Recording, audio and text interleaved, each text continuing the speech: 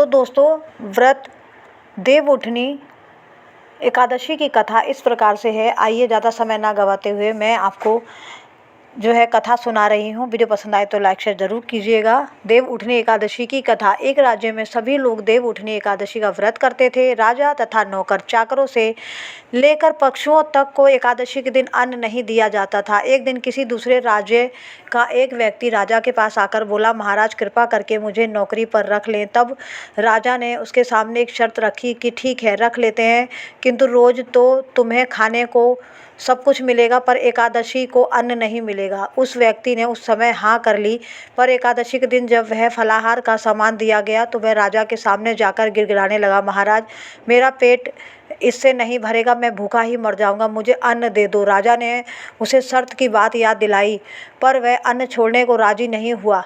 तब राजा ने उसे आटा, दाल, चावल आदि दिए। वह नित्य की तरह नदी पर पहुंचा और स्नान कर भोजन पकाने लगा। जब भोजन बन गया तो वह भगवान को बुलाने लगा, आओ भगवान, भोजन तैयार है। उसके बुलाने पर पीताम्बर धारण किए भगवान चतुर्भुज रूप में आ पहुँचे और प्रेम से उसके साथ भोजन करने लगे। भोजन करके भगवान अंतर्ध्यान हो गए और वह अपने काम पर चला गया। 15 दिन बाद अगली एकादशी को वह राजा से कहने लगा कि महाराज मुझे दुगना सामान दीजिए, उस दिन मैं तो भूखा ही रह गया। राजा ने कारण पूछा तो उसने बताया कि हमारे साथ भगवान भी खाते हैं, इसलिए हम दोनों के लिए ये सामान पूरा नहीं होता। यह सुनकर राजा को बड़ा आश्चर्य हुआ। वह बोला, मैं नहीं मान सकता कि भगवान तुम्हारे साथ खाते हैं।